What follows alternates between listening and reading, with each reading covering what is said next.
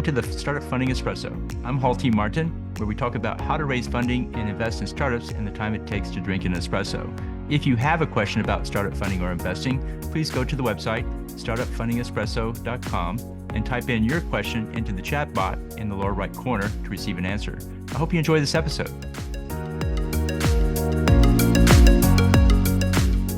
Hello, this is Hall T. Martin with the Startup Funding Espresso, your daily shot of startup funding and investing. In raising funding, prospective investors use your website to learn more about the business. It's often the case that the investor will use the website to connect with the founder. To facilitate fundraising, add an investor relations button to your website.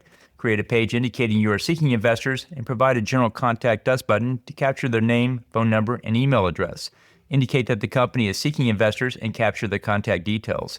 Do not put up any information about the fundraise since the pitch deck and the due diligence is only for investors and not for the general public.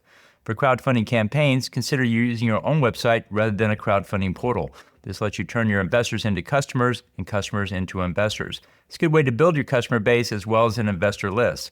One can also keep your investor list for your own fundraise and not expose them to other fundraises. Make sure your website is up to date and communicate your startup's values. Consider how to use your website to leverage your fundraise. Thank you for joining us for the Startup Funding Espresso, where we help startups and investors connect for funding. Let's go start us into today. Hall T. Martin is the director of Investor Connect, which is a 501c3 nonprofit dedicated to the education of investors for early stage funding. All opinions expressed by Hall and podcast guests are solely their own opinions and do not reflect the opinion of Investor Connect. This podcast is for informational purposes only and should not be relied upon as a basis for investment decisions.